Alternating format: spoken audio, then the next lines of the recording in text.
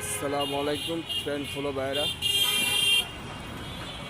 শিশুকালে ছেলে মেয়ে বাবা মায় পাইলা বড় করে, বড় কইরা ডাঙ্গর কইরা জামাইয়ের হাতে তুলে দেয়, স্বামীর হাতে তুলে দেয়। তো বাবা মাই কিন্তু আজীবনে পালতে পারবে, কিন্তু মান সম্মানটা বাবা মায় আপনার দিতে পারবে। এই জন্য বাবা মা সারা বছর পাইলা যখন ছেলে মেয়ে লায়ক হয় তাইলে 5 জন টাইকা সোরা পড়ায় হাদিস মোতাবেক বিয়ের সাথে দিয়ে দেয়, তাই না? তাইলে আপনাকে সবাইকে বললাম, শাশুড়িকেও খেদমত করবেন, শ্বশুরকেও খেদমত করবেন। শাশুড়িকে যদি খেদমত করেন তাহলে আপনি জামার ভালোবাসা পাবেন।